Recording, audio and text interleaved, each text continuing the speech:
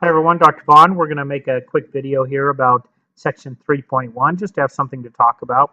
This is mostly about Boolean logic, connections, and or gates, but using English sentences for the most part. So we're going to start with this question 1. Amanda called for help. This has a subject, a verb, and a sentence, so this is a statement. But compare this to other options. If you look at other options you might get for this, it's like go get help, which is more of a command than a statement or a sentence. Okay, we're going to jump up to question 5. Now, question 5, we're going to look at the connectives that are being used. If you want to go skating, you must have your skates and have no homework, school, or projects. So you have if, and then with this comma here, there's an implied then, if, then.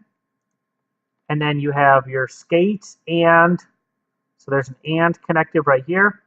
And then no homework, comma, school, or projects. So there's the or, but there's also an implied or when you have these items in the list between the comma. So it's if, then, the and the or are the connectives that are present in this particular question. Okay, we're going to jump up to number 10 next. Negate the quantified statement and rewrite it in the alternative way. All ravens fly. So these birds, all ravens, they fly. The converse of that, the negation of that, is that not all the ravens fly.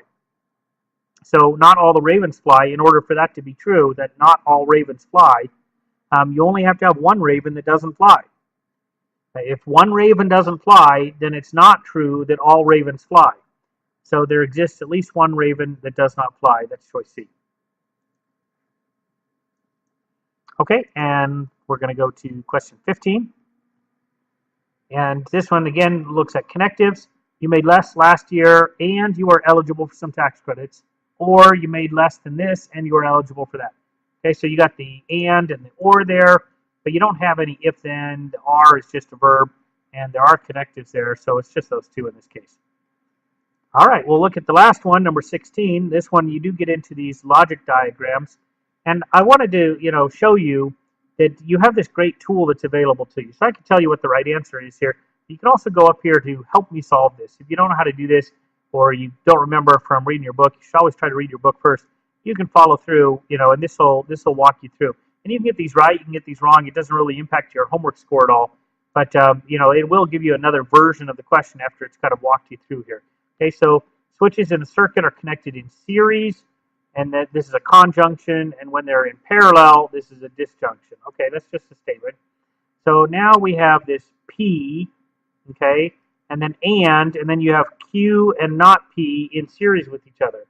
So we're going to do P with the and then Q and not P with the or. And then when you get done with that, you're going to do it with an and then the Q over here at the end. Then they talk about how you can actually simplify this using truth tables. For drawing out a truth table, I'm not sure if they actually have this on here. You want to put all of the values of P and Q along the left-hand side, and then you put the values of the compound statement on the right-hand side once you put it all together with your ands and ors. And if the values on the right-hand side turn out to be the same for two different expressions, then you can actually prove that these two expressions are, logically equivalent to one another. So let's see if we can't do this one. I think what's going on here is they're using this kind of version of De Morgan's laws. So P and Q, you can almost distribute this P through the or. So you have P and Q or P and not P. And then you still have the and Q at the end. And then P and not P is actually always false.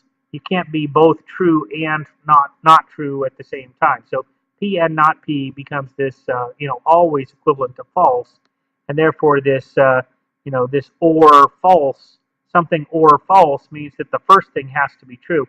In other words, you could just kind of leave this whole thing off about the or P and not P. So you have P and Q, and then and Q again, but you've already ended with Q, so P and Q is really, I think, what you're going to have for the end result.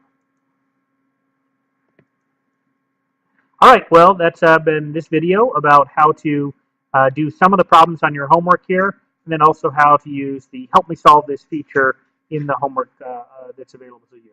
I know this is probably pretty easy for you, but again, at least it gives us something to talk about and gives me a chance to say hello to everyone. Talk to you later.